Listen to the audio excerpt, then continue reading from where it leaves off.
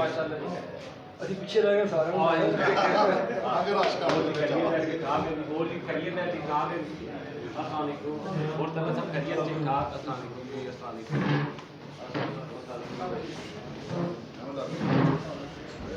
यार चाय कॉफी लेके आओ जल्दी करो सारा जल्दी लाओ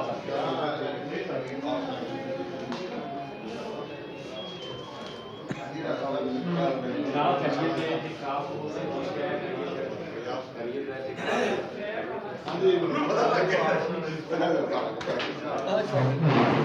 ਯਾਰ ਇਹ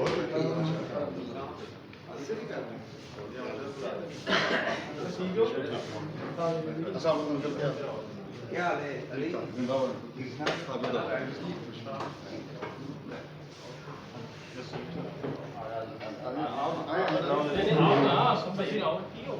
अली भाई आओ आओ ना तस्वीर में बुलाएगा सारी ये पूरी और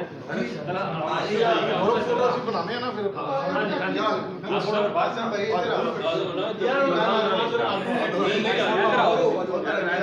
ਨਾਰਾਜ਼ ਬੰਦੇ ਵੀ ਆ ਜਾਂਦੇ ਕੋਈ ਬਹੁਤ ਰਾਤ ਦੀ ਗੱਲ ਹੈ ਬਸ ਤੁਸੀਂ ਨਹੀਂ ਨਹੀਂ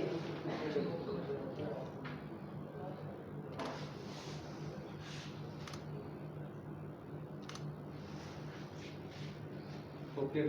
ਚਲੋ अली भाई आओ ਤੁਸੀਂ ਅੱਜ भाई साहब बैठे ਖਾਣਾ ਖਾ ਕੇ ਆਏ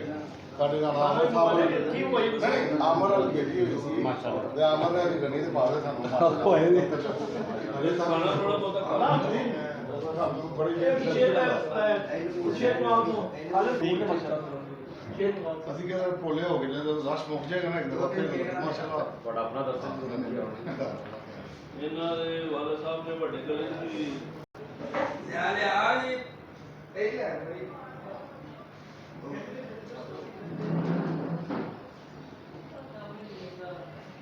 मिठाई लेके आओ।